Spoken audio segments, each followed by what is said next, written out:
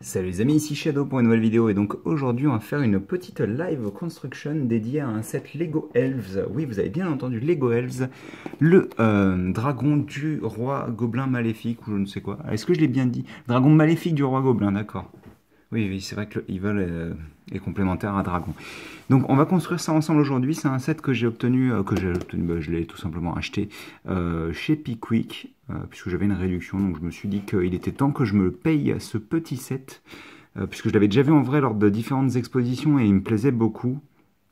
Comme tout le thème Elves, on parlera sûrement beaucoup du thème Elves pendant cette vidéo, je pense.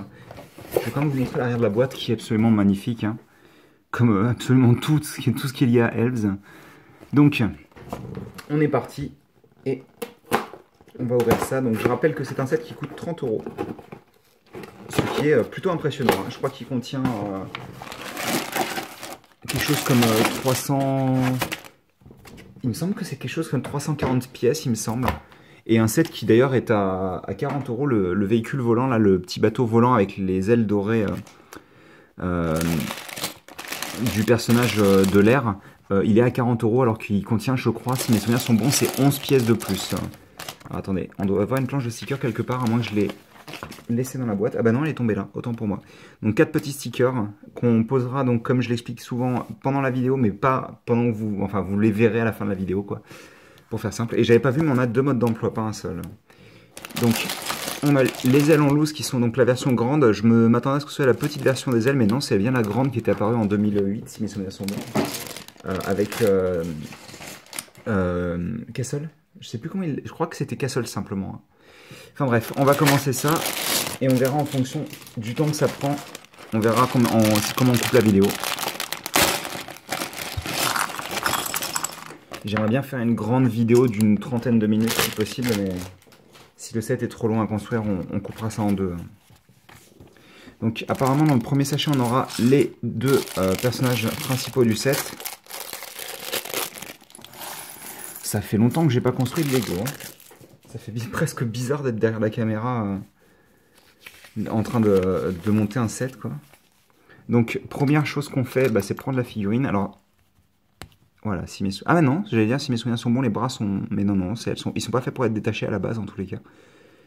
Donc, le petit gobelin, qui a l'air d'être circonspect, avec le petit trou pour placer un petit accessoire. Tout est petit. Et donc, il a cette petite pièce-là. Tu mets un focus sur la pièce, s'il te plaît? Il n'a pas envie de faire le focus directement sur la pièce. Ok, très bien. Il faut que je le fasse moi-même, je vois. Très joli. Hein. Mais en même temps, ce verre transparent qui était avec... enfin, moi, je m'en souviens surtout dans... Comment ça s'appelle dans Hero Factory en 2012... Non, 13. 2013. Je m'en souviens surtout dans Brain Attack, perso. Alors... Je vais faire un petit focus sur le personnage du roi gobelin. Bah, il n'y a même pas besoin, le focus est déjà magnifique. C'est vraiment très très propre hein, ce qu'ils arrivent à faire avec ces petites mini poupées là. Et c'est ma première mini poupée masculine d'ailleurs. Oh, la cape en tissu et bicolore en plus. Vous imaginez une petite cape, alors je crois qu'elle a déjà été faite, mais une petite cape dans ce style là enfin je crois qu'elle a déjà été faite, j'en possède une, donc oui elle a déjà été faite, mais pour Grievous, vu que forcément avec le rouge d'un côté ça me rappelle Grievous. Mais je vais y arriver. Hein. On va la mettre directement sur le cou, ce sera sûrement plus simple.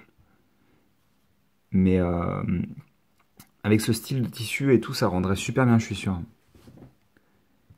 Hop là. Alors, on va faire un focus encore plus proche. Et on va placer sa coiffe avec les petites oreilles. Tout est petit, hein, je vous disais. J'arrive pas à déterminer, ouais, ses yeux sont une sorte de rouge marronâtre. Donc les cheveux de couleur vert foncé, donc vert métro. Le contour de l'oreille qui est pas parfait, mais sincèrement à cette échelle-là, je peux pas leur en vouloir. Hein. Et le petit diadème qui est très très cool avec ce petit œil qui rappelle forcément énormément le symbole Sheikah. Hop, sans l'alarme. Donc on construit un petit sceptre tout simple, hein, mais qui est drôlement efficace parce que donc on place un tenon troué et on place un petit joyau. Mais le truc c'est que comme le cristal s'enfonce pas mal, en fait on a une continuité, ça rend bien. Et donc notre ami le méchant bah, sera gaucher apparemment selon le mode d'emploi. Donc on va poser nos figurines sur le côté et on va construire notre petite cage.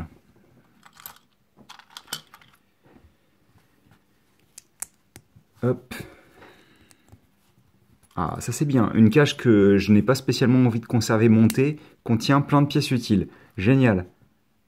Ça c'est une bonne chose. Ça j'aime bien. Vous voyez?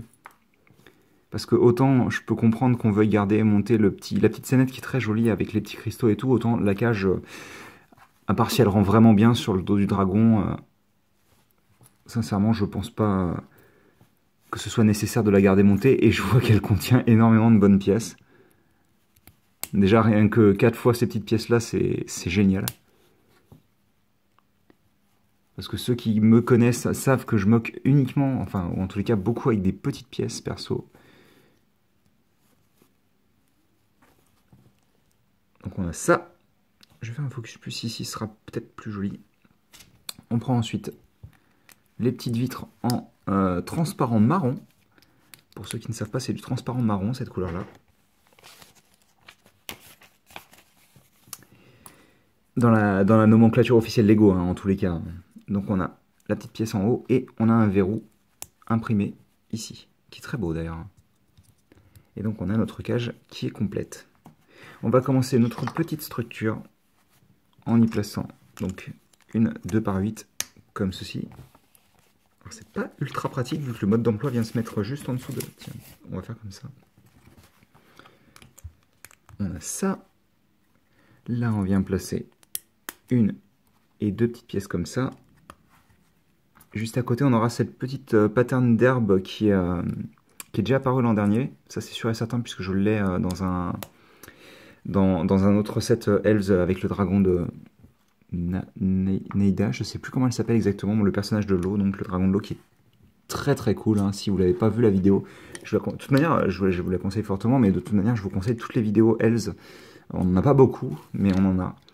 Et personnellement, Elves, j'allais en parler tout à l'heure, j'y ai pensé, j'y réfléchissais. Si vous deviez avoir un thème sur lequel vous pouvez acheter pratiquement autant que vous voulez, que ce soit une question de place ou d'argent, il n'y a pas de problème. Qu'est-ce que ce serait? Je pense que moi, sincèrement, ce serait Elves. Hein. Parce que autant il y a plein de thèmes que j'aime beaucoup chez Lego. Oh, ça va gueuler, je pense. Autant il y a beaucoup de thèmes que j'aime chez Lego, vraiment, hein, voilà, je m'en doutais. J'ai entendu la chienne partir comme une furie. Mais oh, voilà, donc je disais, autant il y a beaucoup de thèmes que j'apprécie chez Lego, autant visuellement, en tous les cas, Elves fait partie sûrement des thèmes que je préfère. Parce que bah, c'est tout simplement ultra coloré, c'est fantastique, dans la signification vraiment fantastique du terme, hein, pas... Même si les sets sont fantastiques, hein, mais ouais, le côté fantastique du thème me plaît vraiment beaucoup. Hein.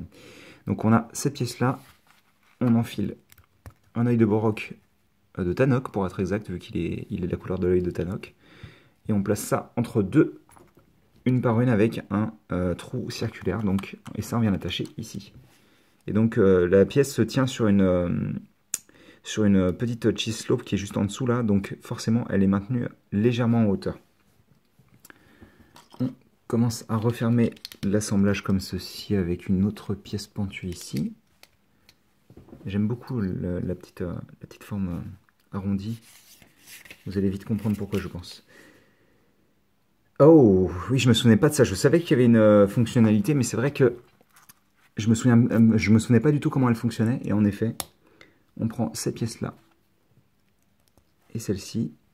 Dessus, on vient placer une petite pièce transparente. Ça, on l'insère comme ceci. Et comme vous remarquerez, là, il y a des tenons, mais comme elle est en hauteur, la pièce, elle ne s'accroche pas, bien sûr. Donc, elle va être en glissière, plus ou moins. Ensuite, on va avoir cette petite pièce-là. On aura cette pièce-là. Comme ça. Et on aura, pour recouvrir le tout ici, cette pièce-là. Et donc, en fait, quand vous appuyez là-dessus, ça fait bouger cette partie-là. Et en fait, le but, ça va être d'attacher la petite pièce de TNT ici. Hop, là, je vais y arriver. Hop. Et quand vous la poussez, en fait, ça fera comme si elle avait explosé. Hein. Vous allez voir. Hop.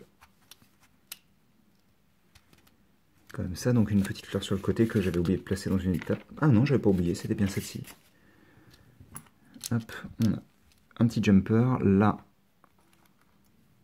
une pièce fromage comme ceci. Alors, il faudra que je regarde parce qu'il me reste plus énormément de temps pour filmer, ce qui est assez bizarre puisque j'avais vidé l'appareil. Donc, il faudra que je vérifie juste après ça. Ça, c'est bon. Là, on va... Oh là, excusez-moi. On va placer... Tac, tac, tac, tac, tac. Cette pièce-là. Ensuite, sur les côtés, on aura ces pièces qui sont... qui font grandir l'ensemble assez violemment, je trouve.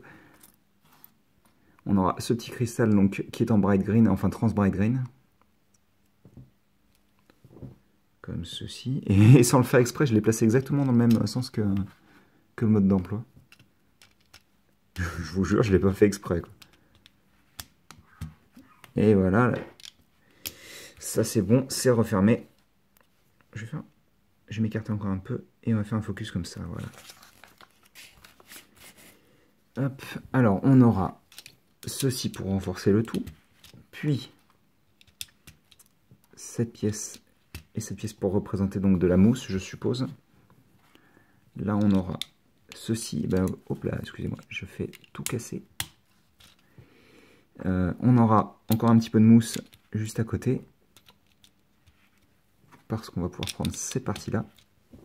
Et on a notre petit ensemble qui est presque terminé.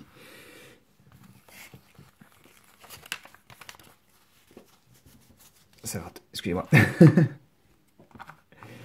Hop, on aura ces petites pièces-là. Au centre, une jumper classique. Sur les côtés, on aura ces deux petites pièces circulaires vertes. D'ailleurs, que j'avais dû commander sur Lego pour un mock, parce qu'elles sont pas si... Elles étaient en tous les cas, à l'époque où je les avais commandées, elles n'étaient pas si simples que ça à trouver en vert clair. Et il m'en manquait encore un petit peu à l'époque. Donc on construit ensuite... Hop là, des petits pylônes cristallins comme ceci, qu'on rattache à cette pièce, et ça on vient le placer là-dessus, comme ça. Donc on en fait un second.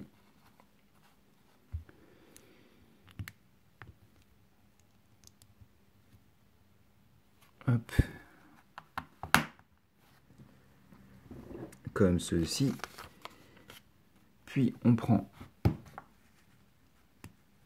pour faire un plus gros pylône, alors forcément, elles ont énormément de friction vu que ce sont des pièces transparentes, donc le plastique utilisé est un petit peu différent. Je me souviens plus ce que c'est comme plastique. Je l'ai su à une époque en plus. Si, je vous jure. Donc on a cette petite amalgame de cristal et on vient le placer ici. Et donc bien entendu, vous poussez la TNT, ça fait exploser et ça explose plutôt bien en plus. Hein. Ça part en avant et tout, c'est parfait, regardez. Oui, forcément si je le fais moins fort. Voilà, donc ça c'est plutôt cool je trouve. Alors, par contre il n'y a pas... Ah, je me disais ça me semblait bizarre qu'il y ait autant de pièces en plus. Donc on a cette petite pièce de feuillage. Je pense que un jeu à boire pourrait être de voir combien de fois je dis petite dans la vidéo, parce que franchement, c'est hallucinant, je pense. Donc on a ce léger feuillage. Et donc le but c'est de placer Maman Ours, qui a un imprimé plutôt propre. Et Bébé Ours, qui est absolument adorable, qui est aussi un hamster, il me semble, si je dis pas de bêtises. C'est... pas cette version-là, bien sûr, mais qui est utilisée en tant que hamster aussi. Il est tellement petit que, vous voyez, regardez, ils sont obligés, en fait, de couper à ce niveau-là pour que le tenon soit complet, en fait. C'est-à-dire que pour avoir un tenon complet, il fallait qu'il coupe dans la matière directement. Ce qui fait qu'on voit entre les pattes le tenon qui se trouve en dessous. Ça, c'est cool, il y a plein de petites pièces sympas. Petites. Il y a plein de pièces sympas dans le set en plus. Donc on est censé laisser ça comme ça. Donc bah écoutez, ce que je vous propose, c'est de vous m'arrêtez là pour le moment. De toute manière, vous n'avez pas vraiment le choix, hein. Euh, c'est de m'arrêter là pour le moment. Et donc, on se retrouve sur la seconde partie pour le dragon en lui-même. Allez, je vous dis à tout de suite. À plus. Enfin, à tout de suite.